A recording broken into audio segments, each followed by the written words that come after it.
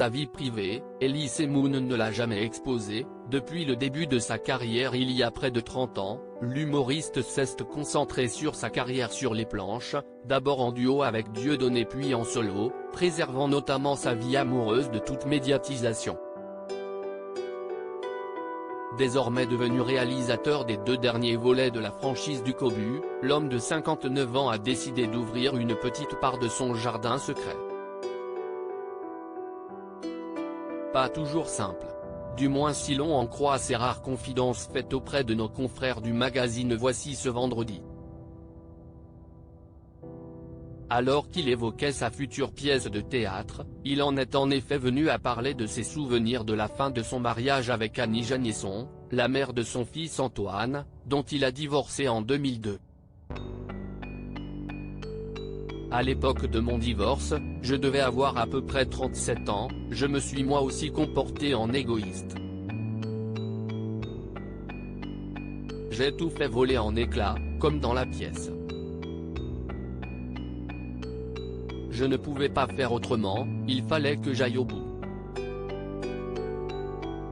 Je crois qu'on a tous été monstrueux à un moment de notre vie, explique-t-il en effet avec honnêteté. Pas question pour lui de nier ses actes ou ses gestes, même si l'humoriste, aujourd'hui célibataire sait parfaitement être romantique. Trop, parfois selon lui. J'ai une belle vie, j'ai un côté très 19e siècle, assez incompatible avec un quotidien terre à terre. Peut-être que mon idéalisme est un peu étouffant. Avoue-t-il sans problème. D'ailleurs, il explique même dans l'interview que son premier roman, Compter jusqu'à toi, est dédié à une femme, à un amour perdu.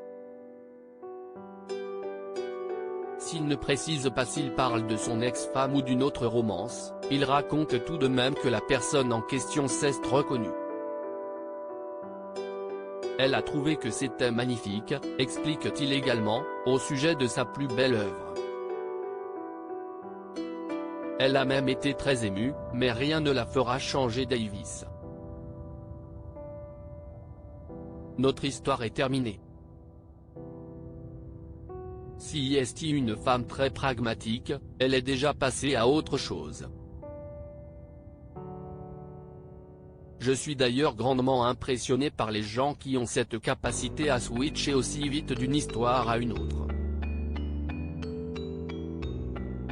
Je trouve ça très violent. Très sensible, Elise Moon est pourtant bien déterminée à retrouver l'amour.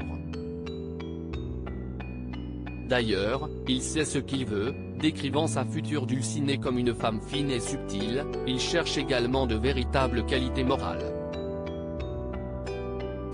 L'intelligence est un aphrodisiaque, tandis que la vulgarité et la bêtise me repoussent, argumente-t-il d'ailleurs. Tout en se montrant un peu triste tout de même, j'ai plutôt eu une belle vie et je trouve dommage de ne pas la partager avec quelqu'un.